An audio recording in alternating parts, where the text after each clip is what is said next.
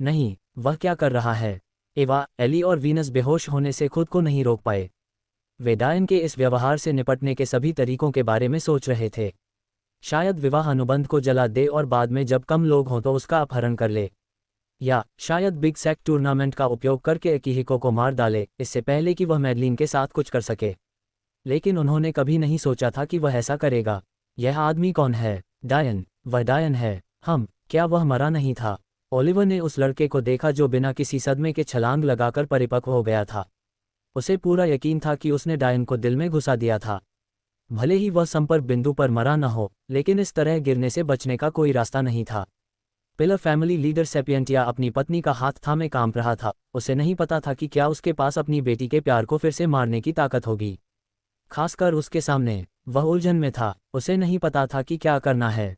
ये कैसे हुआ? बड़े संप्रदायों के प्रतिभाशाली लोगों ने एक साथ सब और देखा। यही वह लड़का है जिसके प्यार में वह पड़ गई थी। वह एक सुंदर लड़का है, लेहाबिम ने तिरस्कार भरी नज़र से कहा। जितना ज्यादा वह डायन के चेहरे को देखता उतना ही उसे उससे नफरत होती। मैंने सोचा था कि वह मर चुका है न? ओर्बिस ने कहा। लेकिन क्या यह इस तरह से ज्यादा दिलचस्प नहीं है? यह शादी उबाऊ होती जा रही थी। वह बहुत सुंदर है, जेसिका ने अवचेतन रूप से अपने होंठ चाटते हुए कहा। काश वह उतना ही सुंदर होता जितना वह सुंदर है। ऐसा मत करो मेरे प्यारे। खेती की दुनिया में दिखावे से तुम्हारा क्या फ़ायदा? क्या इसीलिए तो वह पहले ही मर गया? वह यहाँ से जिंदा भी नहीं निकल पाएगा।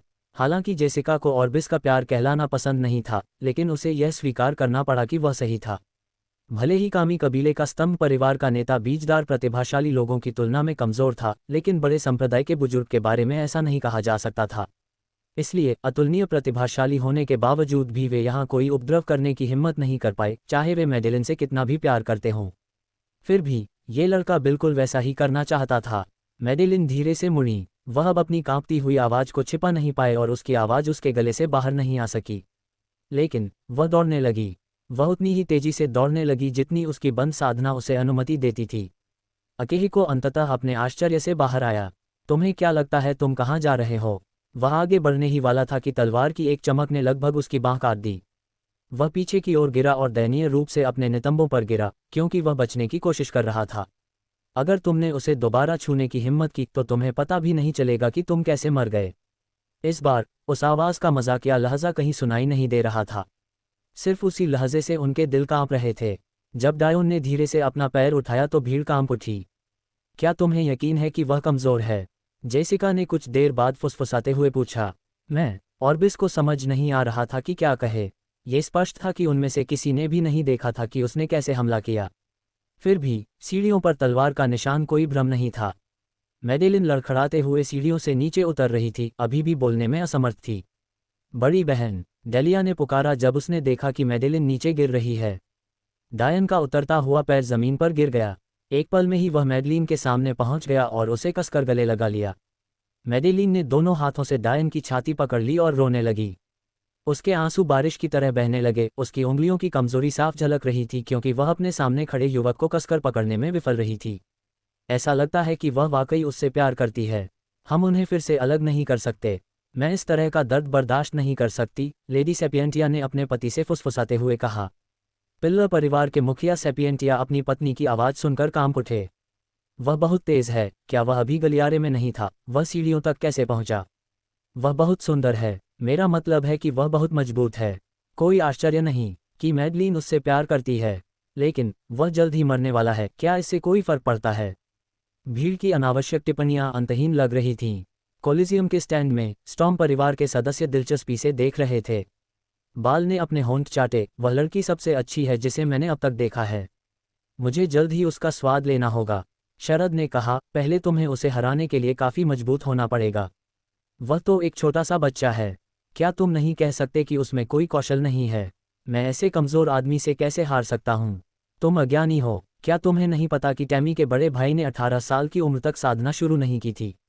वह एक सच्चा प्रतिभाशाली व्यक्ति है।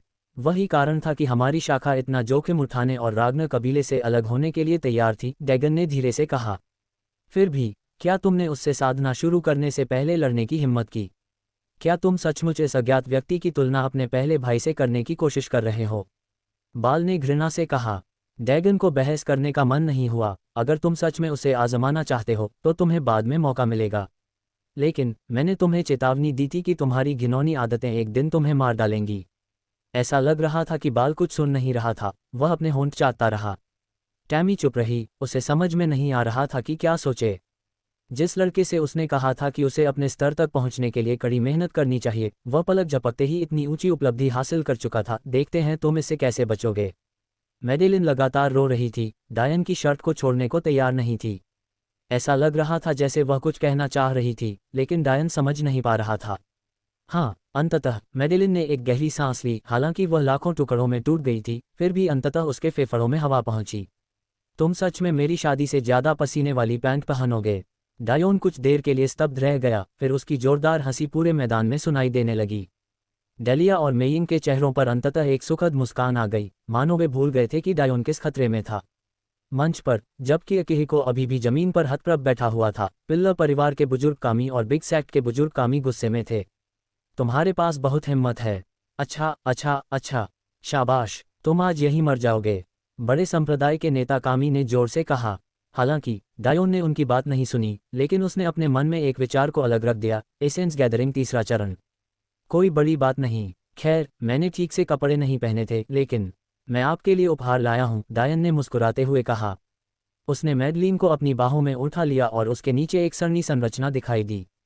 उसने उन्हें हवा में 20 मीटर ऊपर उठाया और चाहे ये जानबूझकर किया गया हो या नहीं, उन्हें सीधे कोलिजियम के केंद्र में रखा। हर कोई घृणा, ईर्ष्या या प्रशंसा के मिश्रित भाव से देख रहा था जब डायोन ने अभी भी काम रही मैडलीन को धीरे से अपनी गोद में बिठाया और उसका सिर अपनी छाती पर टिका दिया। ये पहला उपहार है। डायन ने आसमान में उनकी स्थिति की ओर इशारा किया। आज से तुम दुनिया के केंद्र होगे। कोई भी तुम्हें धमकाएगा नहीं, कोई भी तुम्हें चोट नहीं पहुंचाएगा। जब तक मैं यहाँ हूँ, कोई भी ऐसा कुछ करने की हिम्मत नहीं करेगा जो तुम्हें पसंद न हो।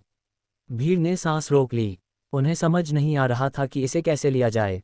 ये लड़का मरने वाला था, लेकिन फिर भी वह एक लड़की से मीठी मीठी बातें करने के मूड में था। यहाँ किसी के लिए भी 20 मीटर तक इतनी आसानी से हवा में उठना आसान नहीं था। लेकिन कामी कबीले के लोग तीरंदाजी में माहिर थे। मैं उसे मार डालूंगा, हाशिम ने कहा और लेहाबिम गुस्से से भर गया।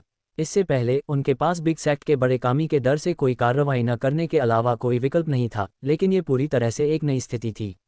वे कैसे चुप रह सकते थे जब एक लड़का बिना किसी सहारे के उस महिला को ले जा रहा था जिसे वे चाहते थे। जेसिका, हालांकि, चमकती आंखों से देखती रही, फिर ओर्बिस की ओर मुड़ी। अगर तुम कभी इतने रोमांटिक हो सको तो मैं तुमसे प्यार करूंगी। ओर्बिस की आंखें जुनून से चमक रही थीं, मानो वह कोई चुनौती स्वीकार कर रही हों। डायोन के शब्द सुनकर मैडलीन कांप उठी, और जो आंसू वह रोकना चाहती थी वे फिर से बहने लगे। डायोन मुस्कुराया। दूसरा उपहार वास्तव में एक छोटा बच्चा है जिसे हम साथ मिलकर पालेंगे। भीड़ में कोलाहल मच गया। भले ही वह तुमसे प्यार करती हो, तुम यहाँ ऐसी बातें नहीं कह सकते। हाँ, अगर तुम्हें विकृत होना था तो तुम्हें कोई दूसरी औरत चुननी चाहिए थी। डायन ने भीड़ की बातें नहीं सुनी, लेकिन मैडलीन ने भी उसकी बातों को उसी तरह लिया था, क्योंकि उसकी सांसें तेज चल रही थीं और उसका चेहरा लाल हो गया था। वह उसकी गोद में छटपटाने लगी थी। उत्तेजना मत करो, उत्तेजना मत करो, उत्तेजना मत करो। हालांकि डायन ये सोच रहा था, लेकिन मैडलीन के दर्द के बारे में सोचकर उसका दिल दुख रहा था। अगर यह शीतकालीन संक्रांति के इतने करीब न होता तो वह इतनी हिंसक प्रतिक्रिया नहीं करती। उसकी उंगली के एक झटके से एक क्रोधित और शल्कदार पिल्ला जैसा दिखने वाला प्राणी बाहर आया और मैडेलिन के चेहरे से आंसू चाटने लगा। ये लिटिल ब्लैक है। मुझे ये यात्रा करते समय मिला था। मुझे नहीं पता कि यह किस प्रजाति का है, लेकिन मुझे लगा कि तुम्हें प्यारी चीजें पसंद होंगी, इसलिए यह मेरा दूसरा उपहार है। भीड़ ने सामूहिक रूप से राहत की सांस ली। बेशक, डायन ने लिटिल ब्लैक की उत्पत्ति के बारे में झूठ बोला था। हालांकि उसे खुद के लिए खतरे की परवाह नहीं थी, लेकिन वह लिटिल ब्लैक के लिए मुसीबत बनने के लिए तैयार नहीं था। जेसिका ने झल्लाते हुए कहा, कम से कम मेरी मेडेलिन का अंत किसी विकृत व्यक्ति के साथ नहीं हुआ। वह बहुत प्यारा है, मैडलीन ने खिलखिलाकर कहा जब उसने खुशी खुशी लिटिल ब्लैक को अपनी बाहों में ले लिया। वह अभी भी डायोन की छाती पर झुकी हुई थी, जबकि वे आकाश में बैठे थे। हल्की बर्फ अभी भी धीरे धीरे गिर रही थी। लिटिल ब्लैक कुछ को अपनी जीभ पर पकड़ने की कोशिश कर रहा था, जिससे मैडलीन और अधिक हंसने लगी। वह सचमुच एक देवदूत है। मैं जानता हूं कि तुम्हें संगीत बहुत पसंद है, इसलिए मुझे तुम्हें अपना तीसरा उपहार देना होगा। डायोन के हाथ में एक चांदी का वीणा दिखाई दिया। वह तो एक आधा कदम मास्टर स्तर वीणा। इतनी उच्च गुणवत्ता वाला संगीत वाद्य यंत्र बनाना, इस बच्चे को ये कहाँ से मिला? यहाँ तक कि मैडेलिन भी दंग रह गई। लेकिन उसने मना नहीं किया। उसने डायन को अपने भावी पति के रूप में देखा। एक पत्नी अपने पति से मिले उपहार को कब मना करेगी। मैडेलिन ने धीरे से मुस्कुराते हुए डायोन के गाल पर चुंबन लिया। हे, अगर तुमने मुझे अभी ऐसे चूमा तो कौन जाने जब तुम मेरा अगला उपहार देखोगी तो क्या करोगी। भीड़ फिर से हंगामा करने लगी। इस बार उनके शब्दों में कोई गलती नहीं है, निश्चित रूप से विकृत। मैडेलिन उससे कैसे प्यार कर सकती है। मैडेलिन ने मासूमियत से पलकें झपकाते हुए डायोन की ओर देखा। और भी है। बेशक, तुम्हें लगता है कि अगर मेरे पास तुम्हारी बीमारी का इलाज नहीं होता तो मैं वापस आ जाता। फिर मैं किस तरह का आदमी होता। मैडेलिन की आंखें चौड़ी हो गईं। सच में। उसका गला भर आया और आंसू बहने लगे। पिलर परिवार के बुजुर्ग कामी ने आखिरकार कहा, क्या आपको लगता है कि आप मेरी मौजूदगी में ऐसी बकवास बात कर सकते हैं। धमाका, धमाका, धमाका, धमाका, धमाका, धमाका। इससे पहले कि एल्डर कामी की बात खत्म होती, डायन के पीछे 10 शानदार व्यूह रचनाएं प्रकट हो गईं। एक के बाद एक शानदार हथियार दागे जाने से पहले वे भयंकर रूप से घूमने लगे। जब तक वे एल्डर कामी को घेर कर जमीन में गाड़ नहीं दिए गए तब तक कोई भी उन्हें देख नहीं पाया। पिलर परिवार का मुखिया कामी घबराहट में कांप रहा था। उसने ये भी नहीं देखा था कि क्या हुआ था, लेकिन किसी तरह शानदार सुनहरी ऊर्जा से बने और क्रिस्टल में लिपटे 10 भालों ने उसके चारों ओर जमीन में बड़े बड़े छेद कर दिए। अगर वे जरा भी हिलते तो क्या वह मर नहीं जाता। ये कैसे संभव था। भीड़ चुप थी। अगर तुमने फिर से बिना बारी के बोला तो मैं तुम्हें बाद में अपना बचाव करने का मौका भी नहीं दूंगा। मैं तुम्हें और तुम्हारे पूरे परिवार को सीधे मार डालूंगा, डायन ने धीरे से कहा। जैसे ही वह मैडलिन की ओर मुड़ा, भले लुप्त हो गए। मैडलिन अब मुस्कुराती हुई उसकी ओर देख रही थी।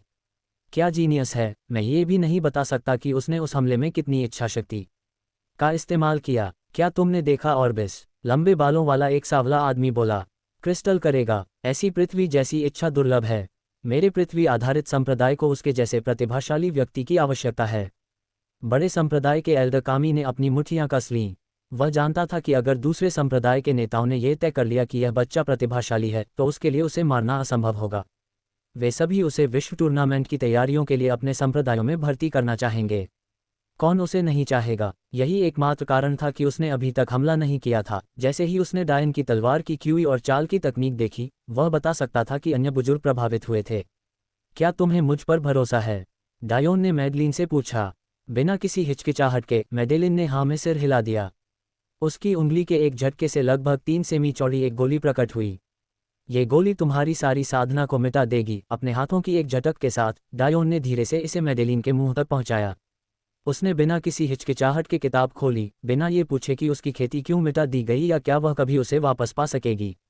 लेकिन उसका परिवार पहले जैसा नहीं था। वे सभी उदास थे और सोच रहे थे कि आगे क्या होगा। मैडेलिन को गोली घोलने में मदद करने के बाद डायोन ने एक और गोली निकाली। वह, ये कैसी गोली है। ये कम से कम मास्टर स्तर का होना चाहिए, शायद इससे भी अधिक। आखिर इस बच्चे को ये सारे खजाने कैसे मिल रहे हैं, बड़े संप्रदाय के नेताओं ने सोचा। हालांकि डायन ने जो पिछली गोली निकाली थी वह आम लग रही थी। अपनी मुख्य इंद्रियों से वे बता सकते थे कि यह असाधारण थी। अगर वे अपनी प्रतिष्ठा बनाए रखने की इच्छा न रखते तो वे सीधे उस लड़के की चीजें छीन लेते। डायोन ने मैडलिन के कान में झुककर धीरे से कुछ कहा, जिससे उसकी हालत फिर से बिगड़ गई। इसे संविधान जागृति की गोली कहा जाता है। यह आपके संविधान को 100% तक जागृत कर देगी और फिर आप फिर से वही प्रतिभाशाली व्यक्ति बन जाएंगे जो आप पहले थे। हम एक साथ खड़े होंगे। मैडेलिन ने गोली लेते हुए सिर हिलाया। लेकिन जब डायन उसे गोली खिलाने में मदद कर रहा था तो वह अपनी भौहें सिकुड़े बिना नहीं रह सका। उसने मैडेलिन में एक और औषधीय गोली की अशुद्धता को महसूस किया जो कि शुद्ध करने वाली गोली नहीं थी। इसके अलावा अपनी प्रमुख इंद्रियों से वह बता सकता था कि यह एक उपचारात्मक गोली थी जिसे मैडेलिन ने हाल ही में लिया था। और गोली को प्रसारित करने के लिए इस्तेमाल की जाने वाली आभा को देखते हुए डायन को तुरंत पता चल गया कि यह अकेहिको था। डायन गुस्से से कांप रहा था। उसे अंदाजा था कि क्या हुआ था, लेकिन उसे पहले मैडेलिन की मदद करने पर ध्यान केंद्रित करना था। ऐसी छोटी छोटी अशुद्धियां इतनी उच्च श्रेणी की गोली को प्रभावित नहीं करेंगी, लेकिन इसके पीछे की कहानी डायन को क्रोधित कर देगी। जैसे जैसे पल बीतते गए, मैडलिन किसी तरह और भी खूबसूरत होती जा रही थी। वह किसी देवी की आभा बिखेर रही थी। उसकी त्वचा गोरी और चिकनी हो गई थी। वह बिल्कुल दोषहीन थी। सैपियंटिया परिवार खुशी से कांप रहा था। ये सचमुच इलाज है, ये सचमुच इलाज है प्रिय। लिब्रो परिवार के पीछे खड़ा होकर संतुष्टि से मुस्कुरा रहा था। स्तंभ परिवार के नेता की आंखों में आंसू थे। ये बच्चा वह काम कैसे कर पाया जो मुख्य शाखा नहीं कर सकी। अंततः मैडलिन जगी और मुस्कुराते हुए बोली, डायन, शुक्रिया। हमारे बीच कोई धन्यवाद नहीं होना चाहिए, डायोन ने हल्की मुस्कान के साथ कहा। जैसे ही आपको लगे कि आपने पूर्ण नियंत्रण पा लिया है, आप फिर से साधना शुरू कर सकते हैं। मैडेलिन ने अपना हाथ उठाया और डायोन के चेहरे को छुआ, जिससे डायोन ने बोलने से पहले उसकी कलाई को हल्के से पकड़ लिया। पब फ्यूचर द्वारा विज्ञापन, क्या तुम मुझे दिखाओगे कि तुम पर क्या गुजरी? हालांकि मैडेलिन को नहीं पता था कि डायोन ने ऐसा करने की योजना कैसे बनाई है, फिर भी उसने सिर हिला दिया। जल्द ही उसे लगा कि उसकी यादें उसके सामने आ गई हैं और उसे लगा कि डायन ने भी उसके लिए खुद को खोल दिया है। मैडलीन के दर्द को महसूस करते हुए डायन कांप उठा, लेकिन जब डायन आज के कार्यक्रम में पहुंचा तो कोलिजियम का खुशनुमा माहौल अचानक पूरी तरह से अंधेरे में बदल गया। डायोन की आंखें लाल थीं और उसने मैडेलिन के गालों को धीरे से सहलाते हुए कहा, मैं अभी वापस आऊंगा। मैडलीन ने सिर हिलाया और लिटिल ब्लैक के साथ खेलने चली गई, जो उसकी गोद में लेटा हुआ था। डायन आसमान से नीचे कूदा। बिना किसी तैयारी या इच्छाशक्ति के वह जोर से जमीन पर गिरा। धीरे धीरे वह व्याकुल अकेहिको के पास गया। तो डायोन ने धीमे स्वर में कहा, ऐसा लगता है कि तुम मेरी औरत को मारने में सक्षम हो। हम भीड़ में कोलाहल मच गया। अकेहिको ने ऐसे देवदूत को मारा, उसकी यह मजाल। तुम्हें लगता होगा कि तुम बहुत होशियार हो, है ना? तुम मैडलीन की सारी क्षमता खत्म कर देना चाहते थे और फिर ये दावा करना चाहते थे कि तुम एक प्रतिभाशाली व्यक्ति हो, जबकि वास्तव में तुम एक कूड़ा हो। एक तलवार की रोशनी चमकी। आह, तुम्हें क्या लगता है कि तुम क्या कर रहे हो? बड़े संप्रदाय का बुजुर्ग अब और नहीं रोक सका और इससे पहले कि उसे रोका जाता, वह डायोन की ओर तेजी से बढ़ गया। अरे, हमने उस पर पर्याप्त नज़र नहीं रखी और बिस उत्तेजित था। उसे क्रिस्टल विल के रहस्यों को जानने की ज़रूरत थी, इससे उसकी शक्ति कई गुना बढ़ जाएगी। वह इस प्रतिभाशाली व्यक्ति को कैसे मरने दे सकता था? लगता है एक प्रतिभाशाली व्यक्ति मरने वाला है। पवन ब्लेड संप्रदाय के बुजुर्ग ने कड़वाहट से अपना सिर हिलाया। संप्रदाय के नेता केवल देख सकते थे कि संप्रदाय का बड़ा नेता कामी डायोन की ओर तेजी से बढ़ रहा है। जैसे ही संप्रदाय का बड़ा बुजुर्ग डायोन के पास पहुंचने वाला था, डायोन के हाथ में 3 सेंटीमीटर चौड़ी गोली आ गई। उसने तुरंत उसे कुचल दिया और अपनी पवन इच्छाशक्ति का इस्तेमाल करके पाउडर को बुजुर्गों के साथ छिद्रों में पहुंचा दिया। धमाका! बुजुर्ग व्यक्ति जमीन पर गिर पड़ा। मुकुट चकित था। उसने अभी क्या प्रयोग किया था? मैं पाउडर की तरह लग रहा था, एक पाउडर जो एसेंस गैदरिंग विशेषज्ञ को रोक सकता है। चेंग लेई, जो इस पूरे समय शांत भाव के साथ पीछे खड़ा था, अंततः भौहें सिकोड़ लीं। उसने सोचा था कि यह सब दिखावा है और जैसे ही बुजुर्ग कार्रवाई करेंगे, ये सब खत्म हो जाएगा। लेकिन कौन जानता था कि अपने हाथ के एक झटके से डायन एक सार संग्रह क्षेत्र विशेषज्ञ को अपंग कर सकता है। तलवार क्यूई की एक और रोशनी चमक उठी। आह! अकेहिको का दूसरा हाथ उड़ गया। खून के छींटे और हड्डियों को जमा देने वाली चीख की आवाज़ ऐसी थी जिसे नोएन कभी नहीं भूल पाएगा। तुम कभी भी इससे बच नहीं पाओगे। कामी भगवान कबीले के लोग उसे बहुत महत्व देते हैं। उसे पूर्वजों ने स्वीकार किया था। तुम एक भगवान कबीले के गौरव को कुचल रहे हो। बड़े संप्रदाय का बुजुर्ग व्यक्ति गुस्से में था। वह दयनीय रूप से जमीन से देख रहा था और उसे महसूस हो रहा था कि उसकी साधना और अधिक कम होती जा रही है। गॉड क्लान, डायोन ने धीमे स्वर में कहा, क्या मुझे ऐसी किसी चीज़ की परवाह करनी चाहिए? अभिमानी, ये सिर्फ अहंकार नहीं, अज्ञानता है। देवकुल ऐसी चीज़ नहीं है जिसकी आप कल्पना कर सकें। बड़े संप्रदाय के बुजुर्ग लोग उत्तेजना में थे। तलवार क्यूई की एक और धधकती रोशनी चमक उठी। अकेहिको जमीन पर तड़प रहा था, सिर्फ एक अंग बचा था। एक समय की शुद्ध बर्फ खून में रंग गई थी। मैं तुम्हें अभी यह सब बता दूंगा। मुझे परवाह नहीं कि तुम किस संप्रदाय से हो। मुझे परवाह नहीं कि तुम्हारे माता पिता कौन हैं। मुझे परवाह नहीं कि तुम्हारे प्रेमी कौन हैं। मुझे परवाह नहीं कि तुम्हारे बच्चे कौन हैं, डायन ने धीरे से कहा। तलवार क्यूई की एक और रोशनी चमक उठी। ठीक इसी तरह परिवार के स्तंभ नेता कामी की मृत्यु हो गई, 2 टुकड़ों में और अतुलनीय शिकायतों के साथ। मुझे इसकी परवाह नहीं है कि आपके पास भगवान स्तर का खून है या नहीं। एक और चमक। अकेहिको ने अपना आखिरी अंक खो दिया था। मुझे इस बात की परवाह नहीं है कि आप सोचते हैं कि आप इस दुनिया पर शासन करते हैं या आप एक अगम्य साधना क्षेत्र में हैं। अकेहिको के सिर के ठीक ऊपर एक हथियार का नरकीय गठन भयंकर रूप से घूमने लगा। धीरे धीरे एक भाला लगभग दर्दनाक हद तक उसके सिर को भेदने लगा। इसने उसकी त्वचा को चीर दिया और फिर धीरे धीरे उसकी खोपड़ी में घुस गया।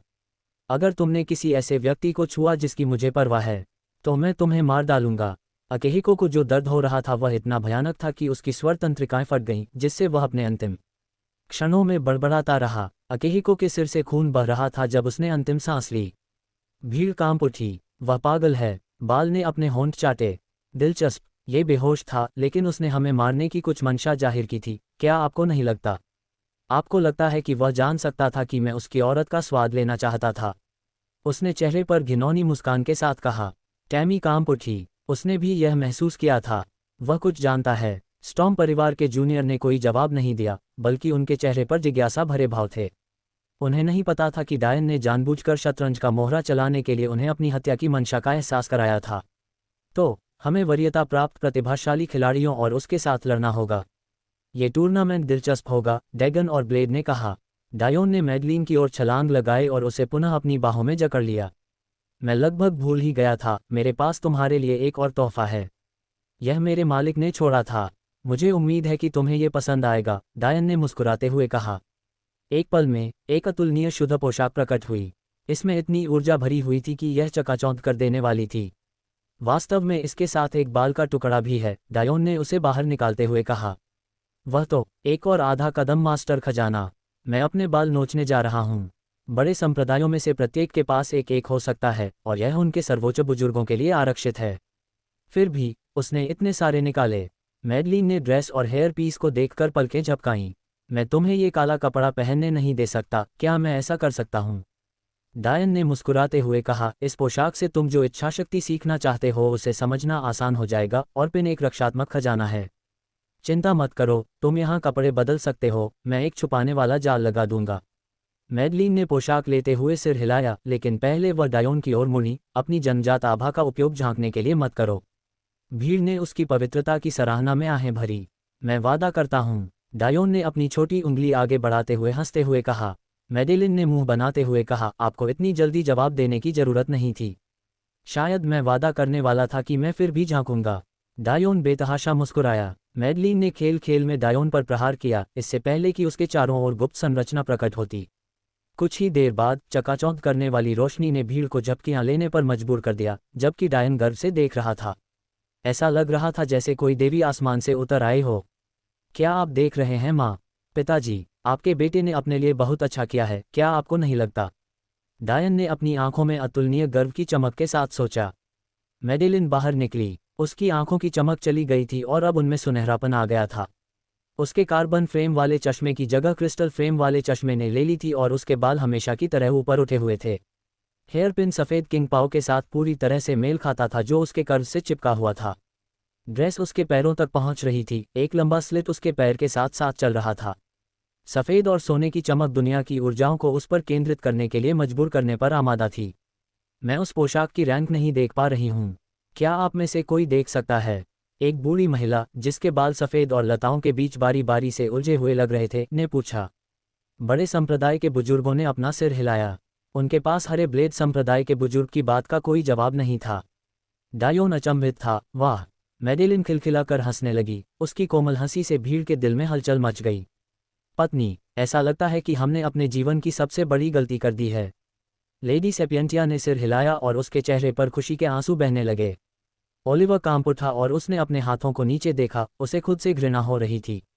पर्टिनासिस हल्के से मुस्कुराया, जो वास्तव में उसके लिए काफ़ी दुर्लभ था। डायोन धीरे धीरे मैडेलिन के पास गया और उसके हाथ पकड़ते हुए पूछा, क्या तुम मेरे साथ दुनिया के शीर्ष पर खड़े होने को तैयार हो? डायोन की आवाज़ नर्म और कोमल थी, मानो वह अपने सामने खड़ी महिला के अलावा किसी को नहीं देख पा रहा था और उसे इस बात की परवाह नहीं थी कि कोई उसे सुन भी सकता है या नहीं। मैडेलिन की आंखें चमक उठीं। हाँ। डायन धीरे से नीचे झुका और मैडलिन के मुलायम, गुलाबी होठों को चूमने लगा, मानो वह उसे तोड़ने से डर रहा था, लेकिन उसकी हरकतें असंभव रूप से कोमल और देखभाल वाली थीं। मैडेलिन का चेहरा और गर्दन लाल हो गई, उसका दिल तेजी से धड़क रहा था और खून उसके कानों में दौड़ रहा था। उसने कभी नहीं सोचा था कि उसका पहला चुंबन ऐसा होगा। मैं उसे मार डालूंगा। सभी प्रतिभाशाली लोग एक साथ भड़क उठे। डायोन ने पीछे हटकर उसकी सुनहरी आंखों में देखा। मैडेलिन ने उसे हल्के से मुक्का मारा। तुमने सचमुच एक लड़की को उसके पहले चुंबन के लिए काफ़ी लंबा इंतजार करवाया होगा। डायोन ने अजीब तरीके से अपना सिर खुजलाया। समय, कसम से मैं सही समय की तलाश में था। मैडलिन खिलखिलाकर हंस पड़ी और डायोन का हाथ पकड़कर उसके साथ भीड़ का सामना करने लगी। डायन की आंखों में युद्ध की भावना चमक उठी। अब जबकि सबसे महत्वपूर्ण काम पूरा हो गया है, तो आज मैं यहाँ जो दूसरा काम करने आया हूँ वह है कुछ गिले शिकवे दूर करना और कुछ प्रतिभाशाली लोगों को हराना। मेरे साथ कौन खेलेगा? डायोन के चेहरे पर एक शैतानी मुस्कान उभर आई। अभिमानी, मैं उसे कुचल दूंगा। डायोन ने मैडलिन की ओर मुस्कुराते हुए कहा, ऐसा लगता है कि तुमने मेरे लिए काफ़ी प्रशंसक बना लिए हैं। मैडलिन ने हंसते हुए डायोन की बांह पकड़ ली और कहा, यदि तुम इतना भी नहीं संभाल सकते तो मैं हमेशा पुरुषों का एक समूह बनाकर यह काम करवा सकती हूँ। भीड़ उमड़ पड़ी। मुझे चुने, नहीं मैं। डायोन ने कड़वाहट से हंसते हुए कहा, आप वास्तव में जानते हैं कि कैसे परेशानी पैदा की जाती है। डायन की आंखों में गंभीरता झलक उठी। चूंकि तुम सब लड़ना चाहते हो तो चलो इस प्रतियोगिता को शुरू करते हैं। मैं तुम सबको एक एक करके हरा दूंगा। मेरी औरत ऐसी नहीं है जिसके साथ तुम कोई साजिश कर सको। डायोन की प्रभावशाली आभा पूरे कोलिजियम पर छा गई। मेडेलिन ने डायन की प्रोफाइल देखते हुए मुस्कुराए, लेकिन अचानक उसके मन में एक अजीब विचार आया। डायन, तुम स्वेटपैंट और गीली बलगम भरी टी शर्ट पहनकर लड़ने की योजना तो नहीं बना रहे हो। वह उसे निर्दयता से चिढ़ाती थी, जैसे कि यह उसकी गलती नहीं थी कि चीजें शुरू से ही ऐसी थीं। डायोन ने कड़वाहट से मुस्कुराते हुए कहा, मेरे पास वास्तव में एक बैटल चांगपाओ है, लेकिन ये बेकार होगा यदि ये प्रतिभाशाली लोग केवल इस स्तर पर हों। आप प्रतिभाशाली लोग हंगामा मचा रहे थे। स्टैंड में स्टॉर्म परिवार के प्रतिभाशाली लोग मुस्कुराए। ब्लेड ने व्यंग्यपूर्वक कहा, उसमें निश्चय ही बहुत साहस है। अच्छा, उसने सार संग्रह विशेषज्ञ को एक ही शॉट में मार गिराया। क्या तुम ऐसा कर सकते हो? ब्लेड की जुड़वां बहन कैलिडोरा ने उसे चिढ़ाते हुए कहा, अरे औरतों, तुम सिर्फ एक सुंदर चेहरा देखते हो और तुम पहले से ही उस पर मोहित हो जाते हो। टूर्नामेंट के नियम उसे उस पाउडर का इस्तेमाल करने की अनुमति कैसे दे सकते हैं? मैं उसे कुचल दूंगा। औरतें, तुम आईने में क्यों नहीं देख लेती? कम से कम अपने चेहरे से लार पोंछ लो और मुझसे ये शब्द कहने से पहले उसकी औरत को घूरना बंद करो। कैलिडोरा ने नाराजगी जताई। उसका भाई ब्लेड और उसका चचेरा भाई डैगन बहुत हद तक एक जैसे थे। हालांकि वे दिखने में बहुत अलग थे। डैगन एक विशालकाय था और ब्लेड एक विलो की तरह दुबला पतला था, लेकिन युद्ध के प्रति प्रेम के मामले में वे एक जैसे थे। लेकिन वे भी स्पष्ट रूप से मेडेलिन की शक्ल के आगे कमजोर थे। ब्लेड ने हंसते हुए कहा, मुझे पहले उसका स्वाद चखने के लिए बाल से लड़ना होगा। उनके सामने एक महिला को रख दो और वे अपना उद्देश्य भूल जाएंगे। हमें अभी भी दुनिया के उद्घाटन के लिए स्थान सुरक्षित करने की आवश्यकता है। खजाने को शक्ति देने में हमारी मदद के कारण पहले भाई को वरीयता प्राप्त प्रवेश मिला, लेकिन हमें वही विशेषाधिकार नहीं मिलेगा। क्या आप उसे हराने के तरीके पर ध्यान केंद्रित करेंगे? शरद ने घृणा से बड़बड़ाया। टैमी चुप रही। वह कभी अपने परिवार के करीब नहीं रही थी और सच कहूं तो वे उसे घिनौने लगते थे। लेकिन वह जानती थी कि उसे अभी सहना होगा। जल्द ही उसने धीरे से सोचा। मेडेलिन ने डायोन की ओर देखकर मुस्कुराते हुए कहा, अब कौन किसके लिए परेशानी खड़ी कर रहा है? डायन मुस्कुराया और फिर बॉक्स लुकआउट की ओर मुड़ा। उसने बोलने से पहले उनकी ओर सिर हिलाया। सुप्रीम एल्डर्स, क्या आपको नहीं लगता कि अब समय आ गया है कि हम शुरुआत करें? इस बदमाश को कोई सम्मान नहीं है। चौकीदार के मुंह से एक उग्र क्रोध फूट पड़ा। वह कोई और नहीं बल्कि एक बुजुर्ग था जो बिल्कुल लेहाबिम जैसा दिख रहा था। इसके अलावा मैं ये भी कहना चाहूंगा कि टूर्नामेंट जीतने के बाद मैं किसी को भी अपना गुरु नहीं बनाऊंगा। मैंने पहले ही शपथ ले ली है कि मैं इस जीवन में सिर्फ एक ही गुरु बनाऊंगा। मुझे उम्मीद है कि आप सर्वोच्च बुजुर्गों को समझ गए होंगे। घमंडी बुजुर्गों ने कब कहा कि वे तुम्हें शिष्य बनाना चाहते हैं? ये बच्चा, इसे तो पता ही नहीं कि आकाश कितना ऊंचा है। डिब्बे में बैठे बुजुर्ग गुस्से से लाल हो गए, लेकिन जब उन्होंने कुछ सोचा, उसका मालिक कौन है, तो वे धीरे धीरे शांत हो गए। इस बात से बुजुर्गों को आशंका हुई, इसलिए उन्होंने पहले पूछने का सोचा। छोटे, क्या मैं पूछ सकता हूं कि तुम्हारे ये आदरणीय गुरु कौन हैं? एल्डर ओर्बिस की ओर से एक तेज आवाज आई। ये बेशक एक साधारण मामला है एल्डर, हालांकि इसे उजागर करने से मुझे परेशानियों का सामना नहीं करना पड़ेगा, लेकिन मैं अपनी दुम दबाकर छिपने वालों में से नहीं हूं। मेरे गुरु दिव्य मृग संप्रदाय की 25वीं श्वेत माता हैं। ऐसा लग रहा था जैसे माहौल ध्वस्त हो गया हो। 5 बुजुर्ग तुरंत आसमान में तैरते हुए दिखाई दिए। बड़े संप्रदाय के बुजुर्ग कामी अभी भी जमीन पर थे, लेकिन उन्होंने भी डायन की ओर देखा। क्या आप समझते हैं कि आपने अभी जो कहा उसका क्या अर्थ है? एक बुजुर्ग महिला ने ग्रीन ब्लेड संप्रदाय को चिन्हित करने वाले सुंदर हरे रंग के पैटर्न वाले वस्त्र पहने हुए कहा। बेशक, मैं जानता हूं। वास्तव में मुझे संदेह है कि यहाँ कोई भी मुझसे ज्यादा इस बात को समझ सकता है। हालांकि दिव्य मृग वंश के एकमात्र उत्तराधिकारी के रूप में मैं छाया में छिपना नहीं चाहता। मैं चाहता हूं कि हर कोई बहुत स्पष्ट रूप से जान ले, ताकि मैं जो कुछ भी करूं उससे मेरे स्वामी को अनंत महिमा मिले। मैडलिन ने डायोन के प्रोफाइल को देखा। उसकी आंखें चमक रही थीं क्योंकि वह अपने आदमी को दुनिया के सामने खड़ा देख रही थी। जब मैं किसी को मारूंगा तो सबको पता चल जाएगा कि मैं कौन हूं। जब मेरा कदम आसमान को हिला देगा तो सबको पता चल जाएगा कि मैं कौन हूं। जब मैं प्यार करूंगा तो सबको पता चल जाएगा कि मैं कौन हूं। डायोन से एक दिव्य आभा फूट पड़ी, जिसके चमकते क्रिस्टल उसके और मेडेलिन के चारों ओर चक्कर लगाने लगे।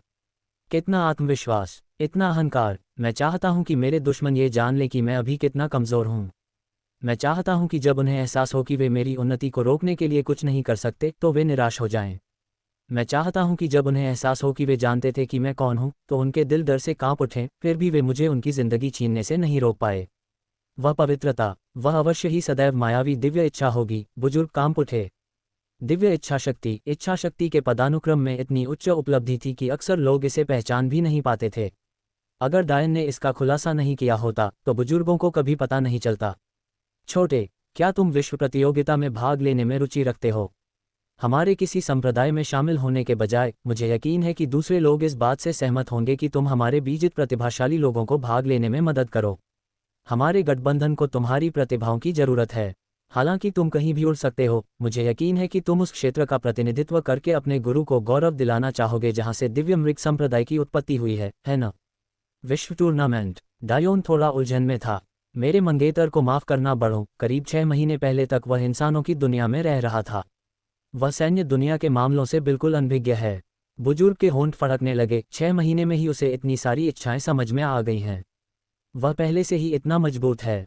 उसकी कीमिया विद्या में महारत के बारे में क्या? ये कैसा बीमार मजाक है।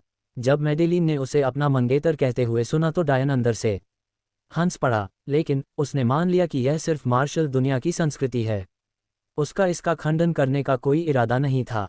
मैडेलिन की पिछले महीनों की यादों को देखते हुए उसे पता था कि वह ऐसी व्यक्ति थी जिसे वह हमेशा अपने साथ रखना चाहता था। इस तरह की दुनिया में अगर मैडेलिन सिर्फ उसकी गर्लफ्रेंड होती तो यह उन लोगों को उसकी प्रतिष्ठा को बदनाम करने का बहाना दे देता जिनके पास बहुत ज्यादा समय होता। लेकिन अगर वह उसकी मंगेतर होती, एक ऐसी महिला जिसका उसने उससे वादा किया था, तो कोई भी कुछ नहीं कह सकता था। संदर्भ बहुत अलग था, इसलिए उसने खुशी खुशी स्वीकार कर लिया, भले ही यह उसकी नश्वर दुनिया में अजीब हो। यहाँ तक कि स्टॉर्म परिवार के प्रतिभाशाली लोग भी डायन को विस्मय से देखते थे। हालांकि टैमी को डायन की उत्पत्ति के बारे में पता था, लेकिन उसके पास उन्हें इसके बारे में बताने का कोई कारण नहीं था। ऐसा लगता है कि अब हम उसे बहुत अधिक गंभीरता से लेने लगे हैं। डैगन की आंखें तीखी हो गईं। अगर उसने जो कहा वह सच है, तो क्या इसका मतलब यह नहीं है कि वह अपने पहले भाई से भी अधिक प्रतिभाशाली है? शरद फुसफुसाया। बाल के चेहरे पर पहली बार गंभीरता का भाव था, लेकिन जल्द ही वह भाव गायब हो गया और उसने अपने होंठ चाटे। जब वे संघर्ष करते हैं तो ये हमेशा सबसे अच्छा होता है। लेकिन बड़े संप्रदाय के प्रतिभाशाली लोगों की प्रतिक्रिया बिल्कुल अलग थी।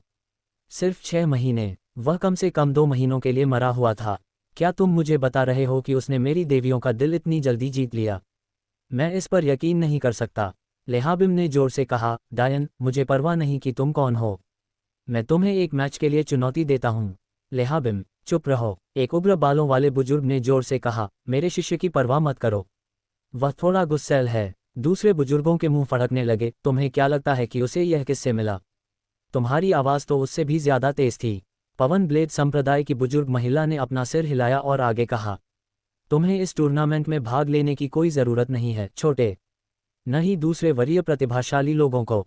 हम तुम्हें लिगेसी वर्ल्ड ओपनिंग में प्रवेश देंगे। अगर तुम लड़ने के लिए उत्सुक हो तो मुझे यकीन है कि खजाने के लिए प्रतिस्पर्धा करते समय लिगेसी वर्ल्ड में कई लड़ाइयाँ होंगी। ये केवल एक अफसोस की बात है कि आप एल्विन की दुनिया से चूक गए। अगर आपके पास उन फलों तक पहुंच होती तो ये बहुत फ़ायदेमंद होता। लेकिन मुझे यकीन है कि आपके मालिक ने आपको इसके बदले में कई चीज़ें छोड़ी हैं। डायन ने देखा कि ये बुजुर्ग उसके सामने झुके हुए थे और उसके दिल में ज़रा भी घृणा नहीं थी। कोई भी देख रहा होगा कि ये बुजुर्ग मिलनसार और देखभाल करने वाले हैं। लेकिन जब उनके हज़ारों शिष्यों की हत्या हो रही थी तब ये देखभाल करने वाला रवैया कहाँ था? इसके बावजूद डायोन ने अपना सिर हिलाया। तो मैं आपकी बात मानूंगा बड़े साहब। यहाँ मुझे बस एक ही काम करना है, डायन ने धीमे स्वर में कहा। डायन ने सेपियंटिया परिवार की ओर रुख किया, जिससे ओलिवर कांप उठा। लेकिन जब डायन की नज़रें उस पर नहीं पड़ीं तो उसने राहत की सांस ली। डायन ने हंसते हुए कहा, चिंता मत करो बड़े भाई ओलिवर। हालांकि मैं ये वादा नहीं कर सकता कि मैडेलिन तुम्हें माफ़ कर देगी, लेकिन मैं चाहता हूं कि तुम जान लो कि मैंने तुम्हें माफ़ कर दिया है। मैं उसे अपने भाई और मेरे बीच में से किसी एक को चुनने के लिए कैसे मजबूर कर सकता हूं? मैडेलिन के माता पिता ने राहत की सांस ली। उनके सीने पर से आखिरी बोझ भी उतर गया था। मैडेलिन ने बड़बड़ाते हुए कहा, मुझे उसके जैसा बड़ा भाई क्यों चाहिए? ओलिवर ने कड़वाहट से मुस्कुराया लेकिन कुछ नहीं कहा। जो उसने नहीं सुना वह था मैडेलिन की फुसफुसाहट। धन्यवाद डायोन। डायन मुस्कुराया, क्या मैंने नहीं कहा था कि हमारे बीच धन्यवाद की कोई आवश्यकता नहीं है? डायन की आवाज़ उसकी हवा की इच्छा से बह रही थी, जिसे उसने सावधानी से छिपा लिया था। हालांकि मैडेलिन के अंदर अभी भी अंतहीन भावनाएं उमड़ रही थीं। अपने परिवार को माफ़ कर देना। भले ही डायन ने उसे ऐसा करने का मौका दिया हो। किसी कारण से वह खुद को ऐसा करने के लिए तैयार नहीं कर पाए। अंततः डायोन की नज़र एक साधारण सी दिखने वाली बूढ़ी नौकरानी पर पड़ी, जिससे उसकी आंखें आश्चर्य से चौड़ी हो गईं। मैं मानता हूं कि आप सेपियंटिया परिवार की मुख्य शाखा से हैं, डायोन ने धीमे स्वर में पूछा। बूढ़ी औरत एक पल के लिए चुप हो गई, फिर उसने मैडलिन की ओर देखा। एक मीठी आवाज़ जो शायद मैडलिन से नहीं आ सकती थी, गूंजी। तुम्हें एक बहुत अच्छा साथी मिल गया है छोटी मैडलिन। मैडेलिन कांप उठी। मास्टर। बुढ़िया का रूप धीरे धीरे बदल गया। उसकी झुकी हुई पीठ सीधी हो गई, उसकी झुर्रीदार त्वचा जवान हो गई। जल्द ही मैडलिन जैसी ही खूबसूरत एक महिला प्रकट हुई, जिससे सेपियंटिया परिवार हैरान रह गया। मैडेलिन के माता पिता तुरंत उसके पास पहुंचे और झुककर प्रणाम किया। ब्रांच सेपियंटिया परिवार के सदस्य एल्डर सेपियंटिया को नमस्कार करते हैं। भीड़ दंग रह गई। एल्डर सेपियंटिया, ऐसा लगता है कि उसकी उम्र 20 साल से अधिक नहीं होगी। क्या चल रहा है? बुजुर्ग ने सिर हिलाया और फिर धीरे से हवा में उठ खड़ा हुआ। बड़े संप्रदाय के बुजुर्ग कांप रहे थे। मैं उसकी खेती को समझ नहीं पा रहा हूं, उन सब ने एक साथ सोचा। अंत में वह डायन और मैडेलिन के सामने आए। मैडेलिन ने डायन का हाथ छोड़ा और आगे बढ़कर अपने मालिक को कसकर गले लगा लिया। बड़े ने मैडलिन के बालों को सहलाया। कोई बात नहीं मैडलिन, मुझे भी तुम्हारी याद आती थी। डायोन इस दृश्य को देखकर मुस्कुराया। कुछ पलों के बाद मैडेलिन ने आखिरकार खुद को संभाला। डायन ने अपना सिर हिलाते हुए उसके लिए एक और सरनी बनाई जिस पर वह खड़ी हो सके।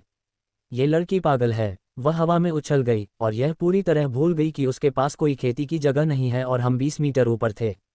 जब मैडेलिन वापस डायोन के पास आ गई तो बुजुर्ग ने डायोन की ओर जिज्ञासा भरी नज़र से देखा। मुझे उजागर करने का तुम्हारा उद्देश्य क्या है? खैर, एक बात तो यह है कि मैं चाहे कुछ भी कहूँ, मैं हमेशा मैडेलिन की सुरक्षा की गारंटी नहीं दे सकता। इसलिए सभी को ये पता होना कि मेरी मैडेलिन के पास सिर्फ एक मृत कबीले के उत्तराधिकारी से ज़्यादा समर्थन है, सिर्फ फ़ायदेमंद ही है। दूसरी बात, हालांकि मैं पहले मैडेलिन के साथ कुछ समय बिताना चाहूँगा, लेकिन मैं चाहता हूँ कि वह मुख्य सेपियंटिया शाखा में वापस आ जाए। मेरे पास उसे सहारा देने के लिए बहुत सारे संसाधन हैं। भले ही हमारी ज़रूरतें हज़ारों गुना बढ़ जाएं, लेकिन मैं खतरनाक जगहों पर जाऊंगा और खतरनाक लोगों द्वारा मेरा शिकार किया जाएगा। मैं चाहता हूं कि आप समझें कि मैडेलिन ही इस दुनिया में मेरे पास है। सेपियंटिया परिवार जैसे ईश्वर स्तर के कबीले का समर्थन होना एक अच्छी बात है। स्थिति के बारे में डायन की समझ से प्रभावित होकर बुजुर्ग ने सहमति में सिर हिलाया। ऐसा लगता है कि वह केवल गर्म खून वाला ही नहीं है। एल्डर को पहले भी डायन से निराशा हुई थी जब उसने डायन की उत्पत्ति का खुलासा किया था। हालांकि उन्होंने कुछ नहीं कहा था, लेकिन उसे भर्ती करने के उनके सभी इरादे हवा के साथ फीके पड़ गए थे। उन्होंने उसे लिगेसी वर्ल्ड ओपनिंग में आमंत्रित करने का एकमात्र कारण संभवतः उस पर नज़र रखने और अपने रिश्ते को सौहार्दपूर्ण बनाए रखने का एक तरीका था। ये कहा जा सकता है कि जिस क्षण डायन ने खुद को प्रकट किया, वह एक लक्ष्य बन गया था। हालांकि मैडेलिन को बचाने का विकल्प चुनकर उसने पहले ही खुद को एक कोने में चित्रित कर लिया था। वह वास्तव में अपने दिल में प्रवेश करने वाली पहली महिला को बचाने से नहीं बच सकता था, है ना? तीसरी बात, मैंने मैडेलिन के संविधान को 100% तक जागृत कर दिया है। मैं गारंटी देता हूं कि आपके सेपियंटिया गॉड कबीले में वह क्षमता नहीं है और इसलिए उसके बराबर की प्रतिभा वाला कोई नहीं है। ऐसे में एक ऐसी पत्नी का होना जो जल्द ही एक गॉड कबीले की नेता बन जाएगी, मुझे बहुत आश्चर्यजनक लगता है ना? डायन मुस्कुराया। हालांकि मैडेलिन को यह सोचकर थोड़ी उदासी हुई कि उसके बिना डायन को जल्द ही कितने खतरों का सामना करना पड़ेगा, लेकिन उसने अपना संकल्प दृढ़ कर लिया। वह सेलेस्टियल डियर कबीले के बारे में बहुत कुछ नहीं जानती थी, लेकिन वह ये जानती थी कि उनके जैसे प्राचीन देव स्तर के कबीले के नष्ट होने के लिए उनके दुश्मन शक्तिशाली रहे होंगे। अगर वह सेपियंटिया गॉड कबीले में एक प्रभावशाली व्यक्ति बनकर डायन की मदद कर सकती है, तो वह ऐसा करेगी। तीसरी बात, मैंने मैडेलिन के संविधान को 100% तक जागृत कर दिया है। मैं गारंटी देता हूं कि आपके सेपियंटिया गॉड कबीले में वह क्षमता नहीं है और इसलिए उसके बराबर की प्रतिभा वाला कोई नहीं है। ऐसे में एक ऐसी पत्नी का होना जो जल्द ही एक गॉड कबीले की नेता बन जाएगी, मुझे बहुत आश्चर्यजनक लगता है ना? डायन मुस्कुराया। हालांकि मैडेलिन को यह सोचकर थोड़ी उदासी हुई कि उसके बिना डायन को जल्द ही कितने खतरों का सामना करना पड़ेगा, लेकिन उसने अपना संकल्प दृढ़ कर लिया। वह सेलेस्टियल डियर कबीले के बारे में बहुत कुछ नहीं जानती थी, लेकिन वह ये जानती थी कि उनके जैसे प्राचीन देव स्तर के कबीले को नष्ट करने के लिए उनके दुश्मन शक्तिशाली होने चाहिए। अगर वह सेपियंटिया गॉड कबीले में एक प्रभावशाली व्यक्ति बनकर डायन की मदद कर सकती है, तो वह ऐसा करेगी। 100%। बुजुर्ग ने आश्चर्य से डायोन को देखा। यद्यपि वह जानती थी कि डायोन ने मैडेलिन को जो गोली दी थी वह असाधारण थी, लेकिन वह ये भी जानती थी कि ईश्वर स्तर के शरीर को 100% जागृत करना लगभग असंभव था, विशेष रूप से शीर्ष 10 में से एक, शीर्ष 3 की तो बात ही छोड़िए।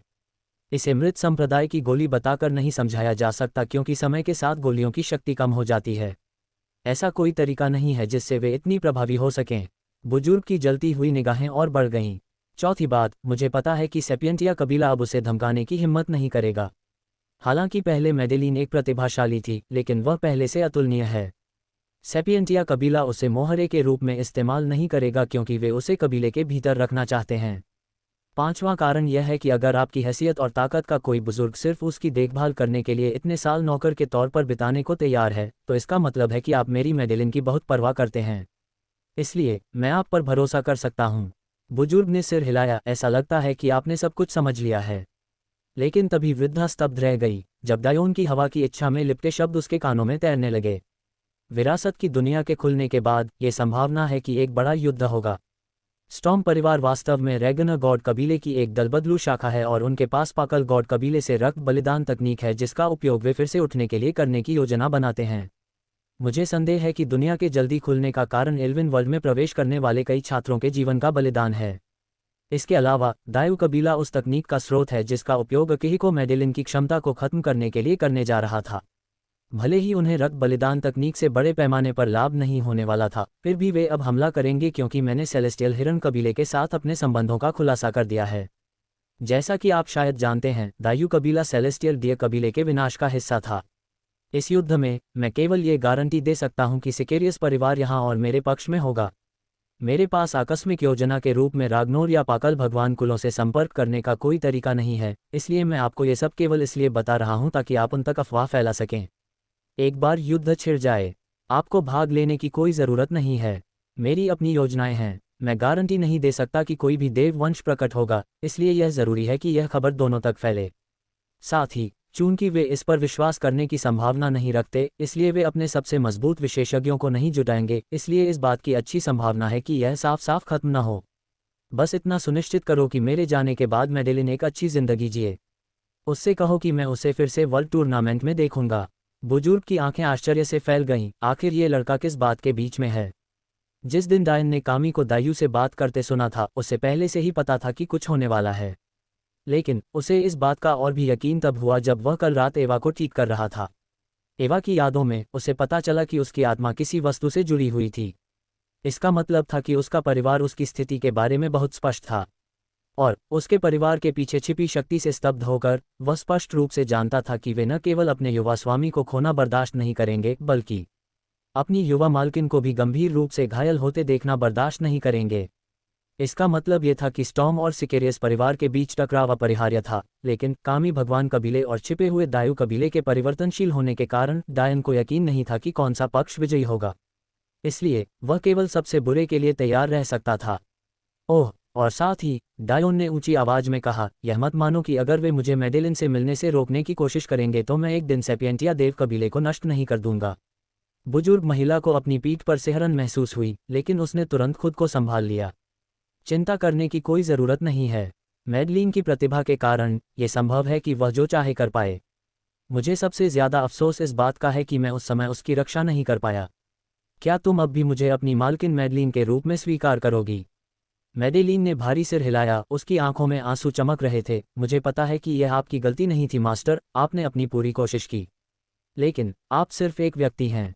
मैं खेती की दुनिया की क्रूरता को समझती हूँ। अच्छा, बुजुर्ग महिला के खूबसूरत चेहरे पर आंसू बह रहे थे। हालांकि मैं तुम्हारे लिए बहुत ज़्यादा गुरु नहीं रही हूँ, लेकिन मैं तुम्हें बता सकती हूँ कि मैं तुम्हारे साथी के चुनाव को सच में स्वीकार करती हूँ। ये संभव है कि रागना गॉड कबीले के लोग ज़बरदस्ती शादी करवाना चाहें, जैसा कि उन्होंने पहले किया था। बुजुर्ग ने डायोन की ओर तेजी से देखा, जैसे कुछ संकेत दे रहे हों, लेकिन मैं तुम्हें फिर से शतरंज के मोहरे के रूप में इस्तेमाल होने देने के बजाय मरना पसंद करूंगा। मेडेलिन ने डायोन का हाथ पकड़ते हुए सिर हिलाया। जहां तक सेपियंटिया और रैगनर कुलों का सवाल है, मैं पहले से ही शादीशुदा हूं। डायन मुस्कुराया, मेडेलिन की खूबसूरत आंखों में देखते हुए। लेकिन यह बात उसकी नज़र से नहीं बच पाई कि उसने रागनर गॉड कबीले का जिक्र किया, जबकि उसे मौजूदा हालात के बारे में कोई जानकारी नहीं थी। डायन सिर्फ अपना सिर हिला सका। ऐसा लगता है कि ये गॉड कबीले वाकई बहुत ज़्यादा दर्द फैलाने में माहिर हैं। डायोन ने बुजुर्गों की ओर देखा। बुजुर्गों, लीगेसी वर्ल्ड कब खुलेगा? बड़े संप्रदाय के बुजुर्गों को उनके सदमे की स्थिति से जगाया गया। विरासत की दुनिया सिर्फ एक हफ्ते में खुल जाएगी। विश्व टूर्नामेंट 2 साल में होगा।